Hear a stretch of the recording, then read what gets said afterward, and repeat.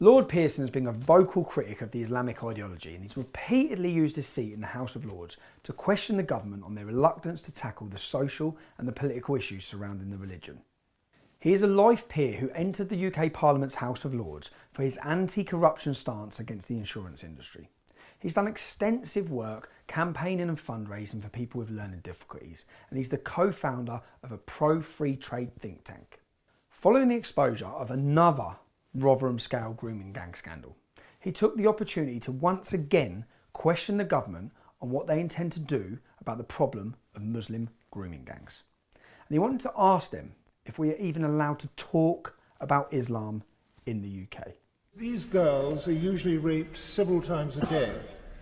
And so if we accept the views of our lead police officer for child protection, of Rotherham's MP, and of the recent Jay and Quilliam reports, we seem to be looking at millions of rapes of white and Sikh girls by Muslim men, only 222 of whom have been convicted since 2005. So, my lords, will the government ask our Muslim leaders whether the perpetrators can claim that their behaviour is sanctioned in the Quran and to issue a fatwa against it? And second, my lords, will the government encourage a national debate about the various interpretations of Islam? Can we talk about Islam without being accused of hate crime? I was in the House of Lords to witness the political establishment's response to his questions. So I've sat down afterwards with him to talk in more detail about what needs to be done to tackle the problems Islamic immigration has brought to the UK. So Lord Pearson, you're one of the only voices in the House of Lords who I've ever seen talk about Islam. Why do you think so few people are talking about the Islamisation of Britain?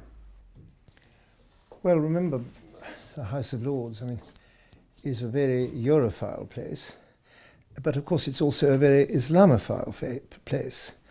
And people like the people in the House of Lords are completely out of touch with what I call real people. They call them ordinary people. But with real people and the sort of lives they have to lead, in this instance, because of the encroachment of Islam on our culture and civilization. And they're out of touch with it. We are, on the whole, a very tolerant nation and all the rest of it. And they see the vast majority of Muslims as nice, peaceful people at the moment. And they find it very hard to think that they can have anything to do with the Islamists and the grooming gang people and all the rest of it. So they just shut their minds off. And anyone who tries to talk about it is immediately accused of hate crime. That's what I want to ask you next. When you've tried to raise the issue, what sort of reaction have you had? Well, the reaction is very negative. It's even been said that I shouldn't be allowed to ask these questions in the House of Lords, that I'm endangering the security of the Palace of Westminster by asking these questions, because I've asked lots over the years and things. And sorry, so they've said by you asking questions, yeah, simply about Islam, you're endangering the security of the palace. Yeah, that has been said. So because of that, you should not ask questions. Well, that's sort of in the background, but the main criticism is that this is hate crime. As soon as you can say what you like about Christianity, you can say what you like about the virgin birth, the miracles, and the resurrection of Jesus Christ, and nobody gives a damn, quite frankly. You certainly don't get the bishops jumping up and down, or anyone. You can say what you like about the Hindu gods, you can say, but as soon as you touch Islam and you begin to wonder whether Muhammad was such a peaceful person, character, peace be upon him, and as soon as you begin to look into the history of the thing a bit, all hell breaks loose, and you're completely ostracized and everyone's very angry with you, which is what I want to do. I want the whole of this thing to start. We've got to start talking about Islam. Perhaps, for instance, the absolute basic tenets of Islam, which are difficult words, so I hope people aren't too bored, but one of them is abrogation or cancellation, whereby the later violent verses of the Quran, the verses of the sword, cancel the earlier ones. Peaceful ones. The peaceful ones, yeah, of which there are very few. But anyway, the example of the Prophet Muhammad, after he moved to Medina in 622 from Mecca, and he gradually expanded his religion and became so powerful that in the end he could say to his multicultural, multi-faith hosts in Medina, look, either you join my religion or you go into exile, or I'll allow some of you to pay a tax, but I'm going to kill the rest of you if you don't join. And he killed 600 Jews in one afternoon. And Islam then went on to conquer most of the known world. And the Crusades were clearly, historically, a response to 400 years of Muslim aggression.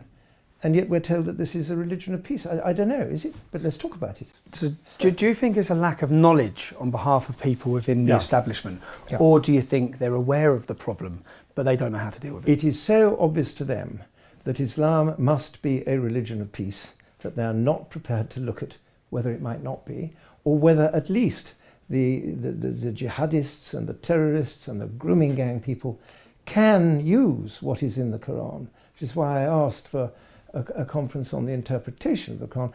It is all there in black and white, and how do we get rid of it? How do we say it's not there? Well, we have to talk about it, and they have to say that. The Muslims have to set up a great conference, a council, and they could, our Muslim leaders can say, this grooming gang, we put a fatwa, anyone who does this grooming gang stuff is cast out of Islam. It's about the only thing these Islamists fear, is being cast out of Islam. Well, when we look through the whole history of grooming, we see that there's not been one report from a fellow Muslim on their fellow members of their community. They won't talk about it. They won't talk about it. And I have tried, over the years, 3 or 4 years ago and 4 or 5 years ago, I did manage to get a group of very top Muslims to agree to meet in private and to go into this sort of area and say, we need a new kind of Islam. We cannot go along with abrogation, taqiyya and al-hijra.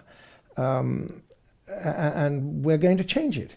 But it never happened because they all got so frightened before they were supposed to meet that they never turned up. So we've got a job on our hands, I'm afraid, because only they can do it. It can only be done from within Islam. Why do you think, bearing in mind all the grooming gang scandals which you spoke about today, when we see reports that show complete police failures, government failures, social service failures, why do you think none of those people have been brought to justice? None of the people who facilitated and accommodated these rapes? Because they would say that they avoided being guilty of racism. Racism is this blanket word which is chucked around, and as soon as you're accused of being a racist, those police people and the people the police and the social workers who now should be prosecuted, which is in my question, will all have believed that they couldn't do anything about this because of the sensitivities of the Muslim community. And if they did go into it, they would be accused of racism. And racism is idiotic in this context because Islam is in every race on the planet. So it isn't racism, whatever else it is. The political and the cultural elite seem to be ramping up their rhetoric on people like me. And what I say. Now, just this week, we've seen 2 journalists. We've seen an American journalist detained and held for days and deported because she was coming to interview me. We've seen a Canadian journalist who's just been refused entry and deported today as well. Where do you see this leading? Where do you see the government response and the establishment response? Where do you see this heading? Well, unless we can somehow start being allowed to talk about Islam, that's the first step. If we can talk about it and understand it, then we might get somewhere with persuading the people who treat you as they do, and I think it will get worse. And you have been a naughty boy, Tommy, in the past. You have quite often been a naughty boy. And so, in a way, then it's sort of made easier for them to demonize you. But anyone who read your book, Enemy of the State, I think would take a different view of you. Yeah. But they don't bother to read that. Of course they don't. Like this book out now from this wretched girl, which is called Please Let Me Go. That's one of the great things. Why don't they read that? Then they might understand something. But it's a sort of blanket establishment position that isn't going to look at anything smelly down there. That's what it is. What do you think it's going to take for the people in Westminster to wake up to what's happening? Well, they won't wake up until it's too late, because I think we're on our way to riots. I would have thought we're on with the frustration which is growing from principally the white working class, who've had to put up with all the discrimination against them, the schools, the housing lists, etc. I don't know, the police not arresting a Muslim man in a beard not on a handheld thing while driving a car. I mean, masses of it. They have to put up with that. But these people, we don't have to. We sit there in our gilded chamber and we couldn't give a damn. And so what I think it will, and I think it's pretty gloomy in the future if we can't start talking about Islam, and then it might spill over into the Muslim community and give them more of a chance of standing up against their violent co-religionists as on the terrorist front, and the grooming gang lot on this front. So if we don't see anything, if we don't see any change, if the government don't wake up, what do you see for the future? Well, I see riots. Of course there'll be riots. I mean, if you look, today and I met them and they're wonderful people. If you look at the veterans against terrorism and the football lads against terrorism, these are serious, real people. And they have marched. I think 74,000 of them marched in London recently. It was an entirely peaceful march. They don't have racists, etc., etc., etc. But on one of them told me that on one of those marches there was a BBC camera crew and a Sky camera crew, and they said to the people in charge of the crew, "Well, this is really good. You're going to give us some coverage." And the BBC chap replied, "Well, we're not unless there's a riot. We've got to have friction, and so otherwise we're not going to cover it because it's just too boring." And this chap was very bright. Then he said to the BBC man, "And I suppose if there is a riot and you cover it, if there is a fight, if a fight does break out, we will be guilty of hate crime. We, the master." And the BBC said, "You got it, mate. You've got it. I was there. And the media. That's what I'd like to ask you. What do you see as the media? What do you see as their responsibility in what's currently happening with regards to the British public? What I'd say is being deceived about what Islam is and the problems in our country. What role do you think the media have played in that? Well, the media, I tend to focus on the sort of main channels, and I do quite a lot of work on the BBC's coverage of Brexit, which is a scandal, because the chairman and director general of the BBC cannot send me and my little group of cross-party MPs, they cannot send us the transcript of a single BBC programme since the referendum, which has examined the opportunities of Brexit. Not promoted, I think, just examined. They can't do it. There isn't one. There isn't one. The BBC is the Guardian newspaper of the airwaves, really. That's what it is. And so what do I see the media doing? The media at the moment, the BBC, there's absolutely no hope at all. We haven't got a Fox television here or something of that kind. And so I don't think, do we? It's funny you say that, because that's actually what I want to launch into now. We want to become a media brand, the alternative media brand for the UK and for Europe, to give people the truth, to bring them the facts. Well, at least to give them the opportunity to talk about it and decide for themselves, instead of being told that these people who are making your life such a misery and blowing us up all over the place, these are peaceful people and Islam is not the cause of it. What I want to go into and have a look at Islam and say, to what extent is Islam the cause of it? I don't see how you could say. And even the Archbishop of Canterbury, bless him, in France, the September before last, and to a meeting of schools in this country, the Archbishop of Canterbury did actually say, we will never deal with Islamism and come with Islamism unless we understand Islam. He said it is very unhelpful if we go on pretending that ISIS has nothing to do with Islam. And he also said it's time for our religious leaders to stand up and be counted. Now, he said that the September before last, and it's got nowhere. I don't think he's going to say it again. The bishop who spoke today in the House of Lords, he certainly didn't take that. Oh. And he was very naughty, the bishop in the House, because you're supposed to get up and ask a question, a short question. He got up and made a speech. And in doing so, he cut out one or two people who might have supported me. Can I ask you, is it a lonely voice? I've watched myself, just personally. Yeah. Personally, I've watched myself. I've followed the comments you've given, the questions you've asked, because if I'm honest, you're the only person I've seen within the political spectrum that wants to talk about Islam. So, Yes, so are there other people? No, I think I'm the only member of either House of Parliament since I think it was 1923, when Churchill talked about Mohammedans in a fairly objective fashion. And there are people, there's the Baroness Cox, for instance, who's doing wonderful work on Sharia law and on the treatment of Muslim women under Sharia law and all the rest of it. And so she is doing, and on honour-based violence and that sort of thing. She's taking the lead on that. She's had 3 bills in the Lords, 3 second readings over the last 3 or 4 years. All of them brilliant debates. Everyone in the debate agreeing with her about Sharia law and its treatment of women and gays and so on. And she's been supported by everyone except the government and the bishops of the Church of England.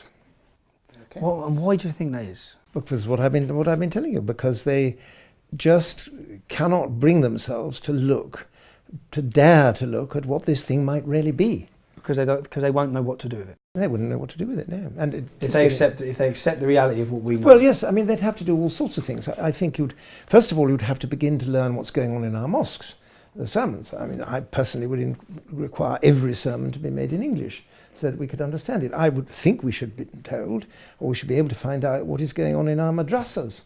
But we can't, because I asked a question of the government the other day, and they admitted, no, we don't even really know how many madrasas there are.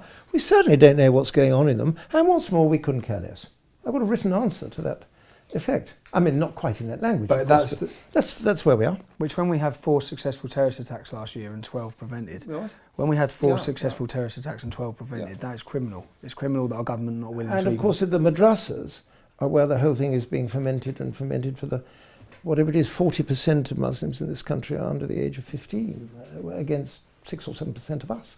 The whole thing is, I think it's, unless we all wake up, unless these great movements, unless the football lads and the veterans and everything can get themselves organised into a political movement. And obviously, personally, the only thing I think they can do is to join UKIP.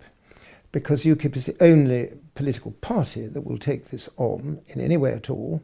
You think currently UKIP now, under Gerard Batten's leadership, would take on and give the working class people a voice against Islam? I mean, I've told them, you can march as much as you want. I mean, 1 million people marched against the Iraq war. I can't remember how many marched in the Countryside Alliance walk. Nobody gave a damn. Fox hunting was still banned, and Tony Blair merrily sailed into Iraq and caused the complete foul-up of the whole of that part of the world in doing so, which some of us could see, but they won't. So the only thing that can be done is to get your followers and, as I say, the veterans and the football lads and so on. They have got, and I really think the best thing they can do is join UKIP, give Gerard a run. Gerard is sound on Islam, has been for years. Quite a few of the other people in UKIP aren't, for one reason or another. But Gerard is, and the National Executive Committee is behind him, and he's got a real fight in his hand. It needs money.